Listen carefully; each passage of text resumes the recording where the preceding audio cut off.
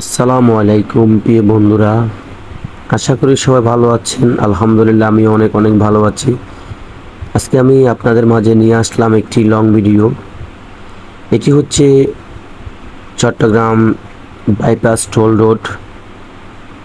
তো এই toll road দিয়ে আমি আসলে যাচ্ছি গ্যারেজের দিকে, জাল্লাপাড়া সি বিচের দিকে। এখানে দেখুন, এই রাস্তার পাশে বাইপাস রোডে প্রচুর পরিমাণ শুধু পণ্য পরিবহন গাড়ি, এখানে পুরা জ্যাম লেগে আছে। তা আপনারা দেখুন, এখানে আমি যা দেখাচ্ছি আপনাদেরকে পুরাটাই হচ্ছে শুধু ট্রেইলার।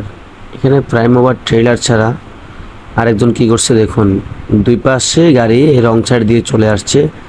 আমরা বাইক নিয়ে যাব যে এখন ওই রাস্তা নাই, এদিকে চিপা একটা পাইছি, এই চিপা দিয়ে আমরা একটু দাঁড়াত বইরা দিয়া আমরা চলে যাই। তো এখান থেকে অন্তত 1 থেকে 7 কিলোমিটার পর্যন্ত এই ধরনের প্রাইম ওভার ট্রেইলারের জ্যাম থাকবে। এটি হচ্ছে চট্টগ্রাম বন্দর সিবিআর গেট এবং টোল প্লাজার জ্যাম।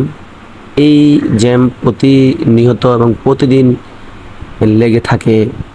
এটা আসলে আমাদের ট্রেইলার ড্রাইভার যারা রয়েছে, আমাদের ট্রেইলার ড্রাইভারদের জন্য কিন্তু এটি একটি সহনীয়।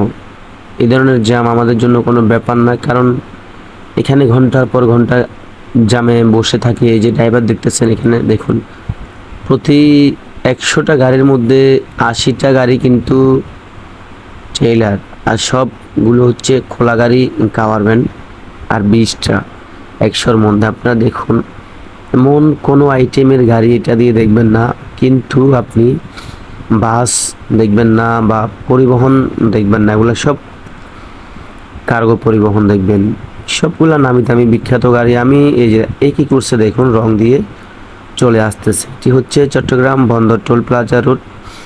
এখানে এক সিরিয়ালে অনেকগুলো দাঁড়িয়ে আছে, কিন্তু তার মাঝে মাঝে কিছু কিছু ড্রাইভার আছে আমাদের বাংলাদেশে, তারা মানে জাম দেখলে জাম সহ্য করতে পারে না, রং সাইড দিয়ে চলে আসবে। আমি আপনাদেরকে দেখাচ্ছি, দেখুন এখানে দুপাশে কিন্তু গাড়ি পার্কিং করা।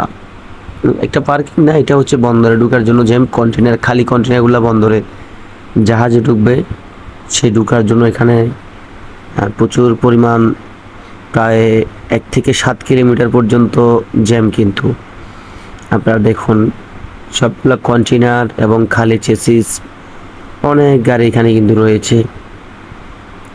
সবাই দেখতে থাকুন।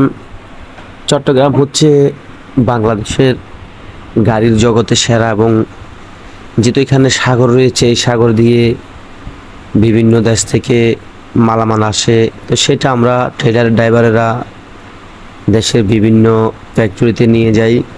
তো ভালো লেগে থাকলে এই ভিডিওটা সবাই একটু লাইক